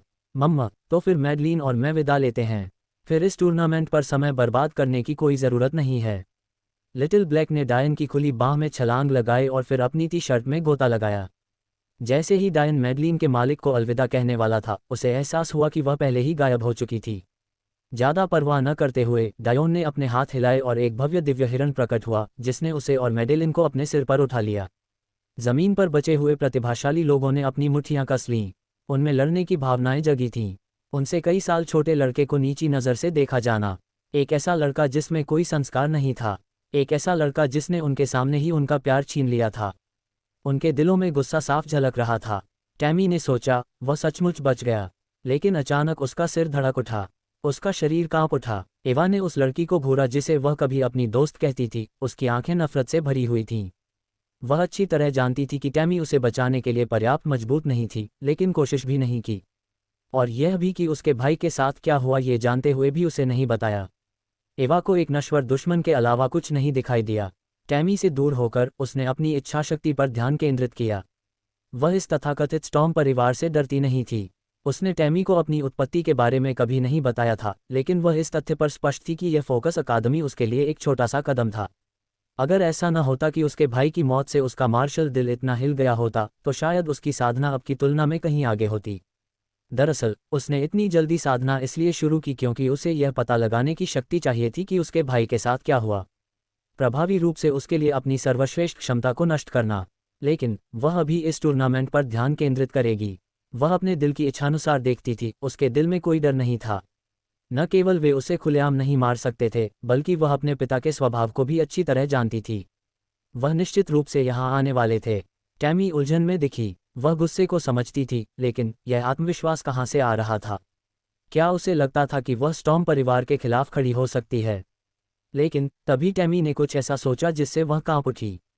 क्या एक सामान्य परिवार वास्तव में एरियोस और एवा जैसे दो प्रतिभाशाली लोगों को पालता है? क्या होगा अगर वह आश्वस्त थी, क्योंकि वह जानती थी कि उसका परिवार उसकी रक्षा करने के लिए काफ़ी मजबूत है। अगर वह अपने परिवार की तुलना एक स्तंभ परिवार से कर रही थी, तो टैमी को चिंता करने की कोई बात नहीं थी। स्टॉर्म परिवार की असली ताकत फोकस अकादमी को 100 गुना नष्ट कर सकती थी। लेकिन अगर एवा का परिवार उससे ज़्यादा मजबूत होता, इतना मजबूत कि वह अपने असली रूप से मुकाबला कर सके, तो सब कुछ बर्बाद हो जाता। टैमी ने बाल को अंतहीन आक्रोश से देखा।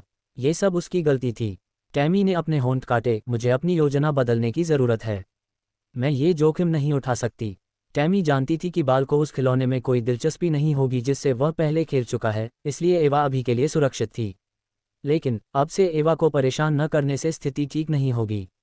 ये स्थिति दिन प्रतिदिन जटिल होती जा रही थी। तारांकन। डायन ने अपने कमरे का दरवाज़ा बंद कर लिया और धातु की डिस्क के बजाय एक छिपने और रक्षात्मक संरचना का उपयोग करना चुना। वह इस तरह से सुरक्षित महसूस करता था। लिटिल ब्लैक चमकता हुआ डायोन के स्टोरेज रिंग में घुस गया। उसे इतनी छोटी जगह में सीमित रहना पसंद नहीं था। मैडेलिन ने हंसते हुए कहा, क्या तुम ये शर्ट उतारने जा रहे हो? यह अभी भी गीली है, तुम्हें पता है। अगर आप चाहते थे कि मैं अपनी शर्ट उतार दूं, तो आपको बस पूछना था। मैडेलिन मुस्कुराई, फिर एक कुर्सी पर पैर मोड़कर बैठ गई। ड्रेस के पैरों के बीच से डायन की मुलायम त्वचा की झलक देखकर उसका दिल तेजी से धड़कने लगा। अच्छा, चलो, मुझे जो दिख रहा है वह मुझे पसंद आएगा, वरना मुझे तुम्हारी जगह किसी और को लाना पड़ेगा। ओह, तो तुम्हें खेल खेलना पसंद है? डायन मुस्कुराया और मैडेलिन के पास चला गया। उसने अपनी शर्ट उतार दी, जिससे मैडेलिन का खूबसूरत चेहरा थोड़ा लाल हो गया। डायन ने जैसे ही कुर्सी के आर्मरेस्ट पर अपने हाथ रखे, उसकी सांसें तेज हो गईं। तो डायोन ने पूछा। मैडेलिन कुछ सुनती हुई नहीं दिख रही थी, क्योंकि उसके नाजुक हाथ ने डायोन की काली छाती को छू लिया था। डायोन आगे झुका और हल्के से उसकी गर्दन को चूमा, जिससे मैडेलिन को सांस छोड़ने पर मजबूर होना पड़ा। ठीक है, उसने धीमे स्वर में कहा, अपना गाल डायोन के गाल पर रगड़ते हुए मानो उसके होंठ मांग रही हो। डायोन ने खुशी खुशी उसकी बात मान ली और उसे जोर से चूमने लगा, जबकि उसने महसूस किया कि उसके हाथ उसकी गर्दन के चारों ओर लिपटे हुए हैं। डायोन ने पाया कि उसके हाथ कोमलता से भर गए हैं। जैसे ही वे मैडेलिन की पोशाक के ऊपर से गुजर रहे थे, उसके आकर्षक कूल्हों पर रुक रहे थे और उसके अंडरवियर की पट्टियों के साथ खेल रहे थे। मैडेलिन ने अपने हाथों से डायोन के गालों को पकड़ लिया। उसके होंठों को छोड़ने को तैयार नहीं थी। उसकी धीमी कराहें कमरे में गूंज रही थीं। हालांकि वह ठीक हो चुकी थी, लेकिन उसके देव स्तर के शरीर की प्रवृत्ति अंतरंग संपर्क की ओर झुकी हुई थी। इस तथ्य को जोड़ें कि वह हफ्तों से दबा हुआ महसूस कर रही थी, और यह मुक्ति बिल्कुल वही थी जिसकी उसे ज़रूरत थी। डायोन धीरे धीरे पीछे हट गया और मैडेलिन की सुनहरी आंखों में देखने लगा। डायोन ने मुस्कुराते हुए कहा, मेरे पास कुछ है जो मैं चाहता हूं कि आप पहनें। मैडेलिन आश्चर्यचकित थी और थोड़ी शर्मिंदा भी कि डायोन के हाथ अभी भी उसके अंडरवियर की पट्टियों के नीचे थे। पीछे हटते हुए डायोन ने अपनी कलाइयों को हिलाया और डायोन के हाथों में एक जोड़ी ग्रे स्वेट पैंट और एक सफ़ेद टी शर्ट दिखाई दी। मैडेलिन के चेहरे पर अविश्वास का भाव उभर आया, फिर वह जोर से हंस पड़ी। डायोन की मुस्कान और चौड़ी हो गई। एक बार आप इसे पहन लें तो मैं आपसे वादा करता हूं कि आप कभी भी इसके अलावा कुछ और पहनना नहीं चाहेंगे। मैडेलिन ने कुछ और नहीं कहा और वह खड़ी रही तथा डायोन की अविश्वास भरी निगाहों के सामने अपनी पोशाक को जमीन पर गिरने दिया। डायन के सामने एक शुद्ध सफ़ेद अंडरगारमेंट आया। ये लेसेदार और सुंदर था, लेकिन इसे पहनने वाली महिला से इसकी तुलना नहीं की जा सकती थी। नाजुक वक्र, कोमल त्वचा, उसकी छाती की गहरी खाई, ये सब उसके ऊपर लगी हल्की लाली से और भी आकर्षक हो गया था। उत्तेजित मत हो, मत जाओ, आह भाड़ में जाओ, डायोन केवल कड़वी मुस्कान दे सकता था। मैडलिन ने हंसते हुए डायन को बिस्तर पर धकेल दिया। तुम मुझे भी एक साफ बॉक्सर दे दो। ये सही है कि मुझे पूरा अनुभव मिले। डायन को पहले कभी इतनी खुशी महसूस नहीं हुई थी। मुस्कुराते हुए उसने एक जोड़ी चश्मा निकाला। मैडलिन मुस्कुराई और धीरे से मुड़कर डायोन की गोद में गिर पड़ी। डायोन ने बड़बड़ाते हुए कहा, वह अच्छी तरह जानती है कि वह क्या कर रही है। मैडेलिन ने धीरे से अपने हाथ पीठ पर उठाए, अपनी ब्रा का पट्टा खोला और उसे कंधों से नीचे गिरा दिया। डायोन की सांसें अनियमित हो गई थीं। उसने उसे अपनी छाती में कस लिया था और लगभग अदृश्य रूप से अपना लिंग उसके खिलाफ रगड़ रहा था। आप बहुत उपद्रवी हैं। अगर आप मुझे इतनी मजबूती से पकड़ रहे हैं तो मैं कैसे कपड़े बदल पाऊंगी? मैडलिन ने अपनी आवाज़ को कांपने से रोकने की कोशिश करते हुए कहा। लेकिन डायोन सुन नहीं रहा था। उसके हाथ उसकी छाती तक पहुंच गए। डायोन को ऐसा महसूस हुआ जैसे वह स्वर्ग में है। मैडलिन अपने होठों से कराह रोक नहीं सकी। उसने धीरे से अपना अंडरवियर नीचे सरका दिया, जिससे डायोन को अपने शरीर पर हाथ चलाने का मौका मिल गया। डायोन उसे घुमाकर उसे मजबूती से चूमने से खुद को रोक नहीं सका। मैडेलिन कराह उठी जब उसने महसूस किया कि डायोन के मजबूत हाथ उसके नितंबों को पकड़ रहे हैं और उसे अपनी गोद में खींच रहे हैं। डायोन ने भारी सांस लेती हुई मैडलिन की ओर देखा और मुस्कुराया। ऐसा लगता है कि शीतकालीन संक्रांति ने वास्तव में आप पर भारी असर डाला है। मैडेलिन ने डायोन के चेहरे को पकड़ लिया और उसकी आंखों में तीव्र जुनून के साथ देखने लगी। तुम्हें मेरा पूरा हक पाने से पहले मुझसे शादी करनी होगी। डायोन कड़वी मुस्कान के साथ मुस्कुराया, लेकिन फिर वह कुछ सोचते हुए मुस्कुराया। मुझे आश्चर्य है कि क्या होगा यदि मैं अपनी ऑरोरा का उपयोग आपकी संवेदनशीलता को बढ़ाने के लिए करूं। डायोन के चेहरे पर एक दुष्ट मुस्कान उभरी। वाई! इससे पहले कि मैडेलिन कुछ जवाब दे पाती, डायोन के हाथ में एक नाजुक लौ प्रकट हुई, जो धीरे धीरे उसके पैर पर फिसल रही थी। डायन ने मैडेलिन को घुमाया और उसकी गर्दन पर धीरे से चूमा। मैडेलिन के कान में एक फुसफुसाहट सुनाई दी, जिससे वह अंतहीन आनंद से कांप उठी। क्या हम उस सारी दबी हुई कुंठा से छुटकारा पा लें? डायोन के हाथ मैडेलिन के पैरों को धीरे धीरे छेड़ते रहे, जिससे ऑरोरा ज्वाला धीरे धीरे उसके ऊर्जा प्रवाह में हेरफेर करके उसके आनंद को बढ़ा रही थी। मैडेलिन सांस लेने के लिए हौंफ रही थी। उसने अपने नाखूनों को डायन की बाह में गड़ा दिया। जैसे ही उसने सोचा कि यह और अधिक तीव्र नहीं हो सकता, उसने महसूस किया कि डायन का हाथ आखिरकार उसकी कीमती जगह तक पहुंच गया है। मैडेलिन ने हौंफते हुए कहा, डायन। उसकी पुकार सुनकर डायोन कांप उठा, लेकिन इससे उसे और प्रेरणा मिली। जल्द ही मैडलिन डायोन के स्वेट पैंट और शर्ट में गहरी नींद में सो रही थी। डायन ने धीरे से उसके बालों को उसके चेहरे से हटाया और उसे अपनी नंगी छाती पर सुला दिया। वह भी जल्द ही आराम से सो गया। तारानकन, क्या तुम्हें यकीन है? चेंगलेई, अंधेरे में लिपटे एक बुजुर्ग ने कर्कश आवाज में कहा। हाँ पिताजी, मुझे यकीन है कि उसने कहा था कि वह दिव्य मृग संप्रदाय का सदस्य था। उद्धरण चूंकि वह इतना आश्वस्त है, इसलिए यह संभव है कि हमारी वर्तमान कबीले की ताकत उसके पास मौजूद जीवन रक्षक खजानों से निपट नहीं पाएगी।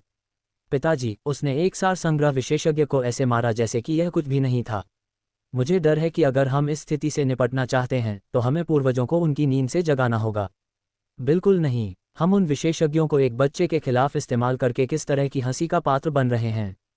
हालांकि आप सही हैं, उनके खतरे को कम करके नहीं आंका जा सकता। रिकॉर्ड के अनुसार 25वीं व्हाइट मदर बहुत घमंडी व्यक्ति थी। मुझे यकीन है कि वह किसी घटिया व्यक्ति को उत्तराधिकारी बनाने के बजाय पूरे संप्रदाय को खत्म कर देना पसंद करेगी। उसका भविष्य उज्ज्वल होगा। उसे जल्द से जल्द मर जाना चाहिए, कर्कश आवाज ने धीरे से कहा। क्या हमें अन्य कुलों को जागरूक करना चाहिए? असंभव। हालांकि हमने युद्ध जीत लिया, लेकिन नुकसान बहुत ज्यादा हुआ। अभी के लिए हम देखेंगे कि हम खुद स्थिति को संभाल सकते हैं या नहीं। क्या आपको भूमि में प्रवेश करने के लिए कोई कोटा मिला था? हाँ पिताजी, मैंने खुद को अच्छी तरह से छिपा लिया। मैं एक अगोचर स्थान पाने में कामयाब रहा। अच्छा, अगर मैं गलत नहीं हूं तो यह उद्घाटन विशेष है। उन मूर्ख बड़े संप्रदायों को ये भी नहीं पता कि वे खुद को किस स्थिति में डाल रहे हैं। अगर पाकल कबीले की रक्त बलिदान तकनीक नहीं होती तो वे दुनिया को खोलने में कामयाब होने से पहले अपने खजाने को ठीक से चार्ज करने की कोशिश में 10,000 साल और बिता सकते थे। चेंगलेई की आंखें चौड़ी हो गईं, आखिर उस दुनिया को किसने बनाया? अगर मैं गलत नहीं हूं तो वह निश्चित रूप से एक ऐसा अस्तित्व था जो दाओ गठन चरण से आगे निकल गया था। चेंगलेई ने तेज सांस ली। वास्तव में मुझे यकीन है कि अगर दुनिया को खोजा जाना न चाहा होता तो ये कमजोर संप्रदाय कभी भी इसके करीब नहीं आ पाते। मुझे नहीं पता कि यह क्यों खोजा जाना चाहता था। चेंगलेई चुप रहा। मैं तुम्हें एक खजाना दूंगा, विरासत के लिए लड़ते समय ये काम आएगा, लेकिन तुम्हें याद रखना चाहिए कि तुम्हारी सर्वोच्च प्राथमिकता इस उत्तराधिकारी को मारना है। हालांकि ऐसी विरासत हमारी वापसी को गति देगी, लेकिन मेरा मानना है कि इस परिमाण की दुनिया का खुलना गॉड कबीले की युवा पीढ़ी की नज़र से नहीं बच पाएगा। हालांकि आप प्रतिभाशाली हैं, लेकिन हमारे संसाधनों की कमी के कारण आप दब गए हैं। जब तक हम इसे ठीक नहीं कर लेते, मुझे डर है कि आप उनसे लड़ने के लिए पर्याप्त नहीं होंगे। मैं समझ गया पिताजी। दायु वंश फिर से उठ खड़ा होगा। हालांकि तुम मुख्य विरासत हासिल नहीं कर पाओगे, लेकिन तुम्हारे पास बहुत सारे अन्य खजाने होंगे। अपने जीवन की रक्षा करते हुए जितना पा सको पाओ। तुम हमारा भविष्य हो। चेंगलेई ने भारी स्वर में सिर हिलाया और जिम्मेदारी अपने कंधों पर ले ली। तारानकन। भोजन की मोहक सुगंध ने धीरे धीरे मैडलिन को जगा दिया।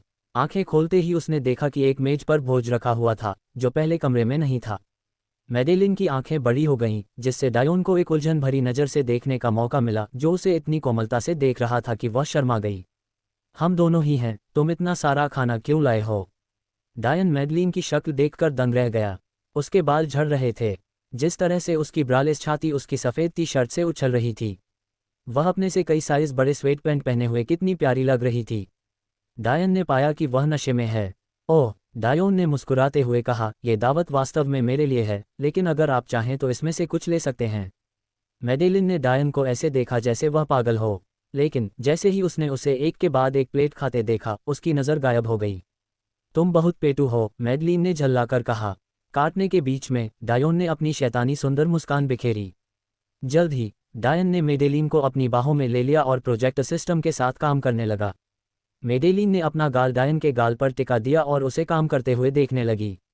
ये वास्तव में किस लिए है? वह पूछे बिना न रह सकी। डायोन ने मुस्कुराते हुए कहा, मैं हम लोगों के लिए साथ में देखने के लिए अपनी कुछ पसंदीदा फिल्में तैयार करने जा रहा हूँ।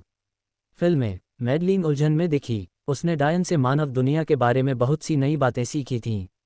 स्वेट पैंट उनमें से एक था और उसे यह स्वीकार करना पड़ा कि वे बहुत आरामदायक थे।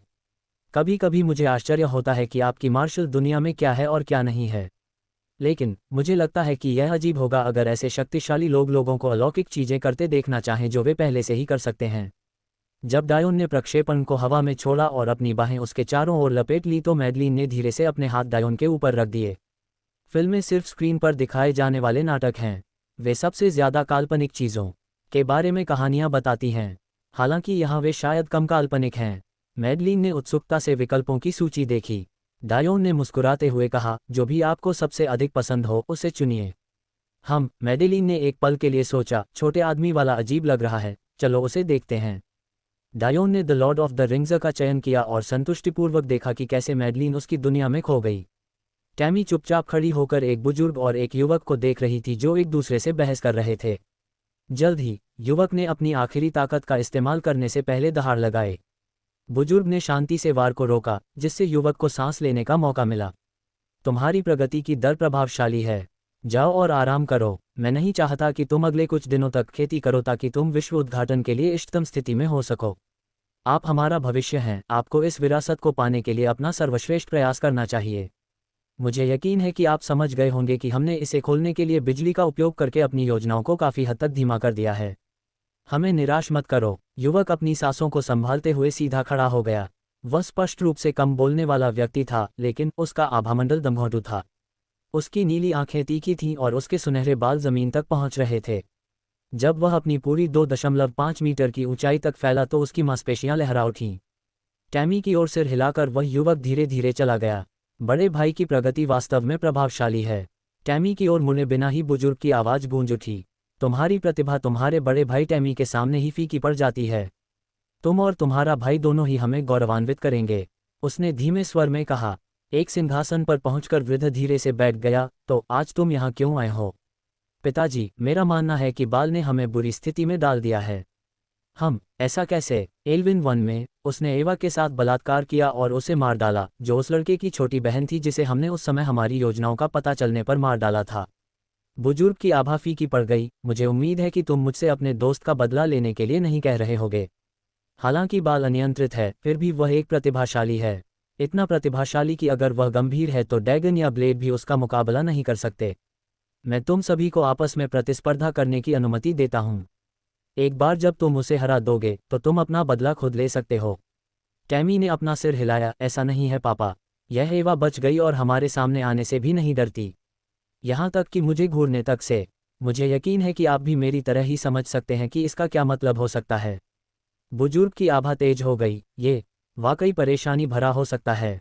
तुम जा सकते हो। मैं तुम्हें बाल के लिए उचित सजा चुनने की भी अनुमति दूंगा। उसे अपंग मत बनाओ या मत मारो। बुजुर्ग की आवाज़ धीमी सी लग रही थी। टैमी के चले जाने के बाद बुजुर्ग गहरी सोच में पड़ गए। ऐसा लगता है कि हमें सबसे खराब स्थिति के लिए तैयार रहना चाहिए। युद्ध अपरिहार्य हो सकता है। चलिए आशा करते हैं कि यह लड़की यह नहीं समझती कि आकाश कितना ऊंचा है। लेकिन अगर ऐसा हुआ कि उसके पास हमारा विरोध करने के लिए उपयुक्त समर्थन है, तो मुझे सर्वोच्च बुजुर्गों को सचेत करने की आवश्यकता हो सकती है। कमरे के बाहर टैमी अपनी मुट्ठियां भींच रही थी। यह मेरे पक्ष में भी काम कर सकता है। ये काम कर सकता है। तारांकन तारांकन, चलो कल बाहर चलते हैं, मैडेलिन ने डायोन की बाहों में आराम से लेटे हुए कहा। डायन को अपने कमरे में बिताया गया समय बहुत अच्छा लग रहा था। वास्तव में वह कमरे में रहकर काफ़ी संतुष्ट था, लेकिन वह मैडेलिन को मना नहीं कर सकता था। ज़रूर, हम जा सकते हैं, उन्होंने मुस्कुराते हुए कहा। ईमानदारी से कहूँ तो मैं मार्शल दुनिया में यहाँ के अलावा कहीं और नहीं गया हूँ। मैडेलिन ने असमंजस में देखा। क्या तुम वहाँ से निकलकर किसी गुरु को नहीं ढूंढने गए? वैसे भी यह रहस्य बहुत मायने नहीं रखता, लेकिन अगर रखता भी तो मुझे तुम्हें बताने में कोई आपत्ति नहीं होगी। सेलेस्टियल डिएसेक्ट के अवशेष वास्तव में फोकस झील के तल पर हैं। मैंने इसे एक दुर्जय गुप्त संरचना में छिपा हुआ पाया। ओह, तो यही हुआ। मैडलिन ने कभी डायन के कारनामों के बारे में नहीं पूछा या ये सवाल नहीं किया कि वह कैसे काम करता है। वास्तव में जब वह कुछ आश्चर्यजनक करता था तो उसे कभी आश्चर्य नहीं होता था। उसने डायन में एक अजीब आत्मविश्वास पैदा कर दिया था। फिर मैं तुम्हें मुख्य महाद्वीप की कुछ अच्छी जगहों पर ले चलूंगी, उसने मुस्कुराते हुए कहा। ठीक है, तो फिर हम ऐसा करेंगे। मैडलिन ने अपनी आंखों में रहस्यमयी चमक के साथ डायोन की ओर मुड़कर कहा। तो तुम मुझे नहीं बताओगे? डायोन ने मैडलिन की ओर असमंजस में देखा। तुम्हें क्या बताऊं? तुमने इसे इतना अच्छा कैसे बना दिया? उसने थोड़ा सा शर्माते हुए पूछा। डायोन उस समय को याद करके कांप उठा जब वह फोकस झील के तल पर था। वह अपने गुरु की यादों को सुझाने की कोशिश कर रहा था। तभी उसे दोहरी साधना तकनीकों का एक पूरा खंड मिला। यहीं पर उसने ये भी सीखा कि किसी देवता स्तर के संविधान वाले व्यक्ति का कौमार्य छीनना कितना फायदेमंद होता है। लेकिन वह बुरी तरह परेशान था। अचानक हजारों सालों का यौन अनुभव प्राप्त करना। अच्छा, 2 विशालकाय जानवरों के संभोग की यादों में खो जाना। इतना अच्छा नहीं। अपने मालिक को उसके मानव रूप में सेक्स करते देखकर उल्टी को मुश्किल से रोका जा सका। लेकिन भले ही वह असाधारण रूप से सुंदर थी, लेकिन इससे उसे गंदा महसूस हुआ। आखिर वह उसकी मालकिन थी, कोई पोर्नस्टार नहीं। वह एक ऐसी इंसान थी जिसे उसे अपनी मां की तरह देखना चाहिए। वह स्पष्ट रूप से मृत्यु के बहुत करीब थी, इसलिए कुछ यादों को छानने के बारे में सोचना भी मुश्किल था। डायन कांप उठा। लेकिन फिर डायन ने सोचा कि कैसे उसके मालिक के पास कुछ यादों पर रोक लगाने का समय था, जिसके बारे में उसे लगता था कि डायन अभी इसके लिए तैयार नहीं है। फिर उसने उसे एक और खरगोश के पूरे ढेर में डाल दिया। मेरा मालिक विकृत है। डायन ने क्रूरतापूर्वक अपना सिर हिलाया, जिससे मैडलिन भ्रमित हो गई। डायोन ने मैडलिन को वह संस्करण बताने का निर्णय लिया जिसमें पशुता शामिल नहीं थी।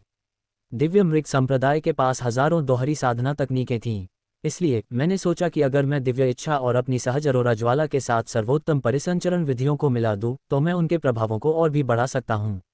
ऊर्जाओं को नियंत्रित करने में ऑरोरा फ्लेम से अधिक प्रभावी क्या हो सकता है? न केवल इसमें उपचारात्मक तत्व है जो सुखद एहसास देता है, बल्कि कीमती संसाधनों को गोलियों में बदलने और ऊर्जाओं को नियंत्रित करके सरणी बनाने में इसके उपयोग को देखते हुए विशेष पथों को प्रसारित करने के लिए इसका उपयोग करना आसान है। मैडेलिन ने अपना सिर कड़वाहट से हिलाया। डायन ने साधना तकनीकों में हेरफेर करने की बात कही जैसे कि यह सांस लेने जितना आसान हो। वह स्पष्ट रूप से इस बात से अनजान था कि वही कार्य जो उसने मनमौजी ढंग से किया था, अधिकांश लोगों के लिए असंभव था। उनके प्रभावों को बढ़ाना तो दूर की बात है, लेकिन फिर मैडेलिन ने मुस्कुराते हुए कहा, क्या आप मुझे ये बताने की कोशिश कर रहे हैं कि आपको बस एक महिला को छूने की ज़रूरत है और वह सर्दियों के संक्रांति पर मुझसे सैकड़ों गुना अधिक संवेदनशील महसूस करेगी? विकृत, डायोन ने मुस्कुराते हुए कहा, मैंने तो इसके बारे में सोचा भी नहीं था, लेकिन अब जब आपने ये कह दिया है तो मुझे लगता है कि इसे आजमाना ही होगा।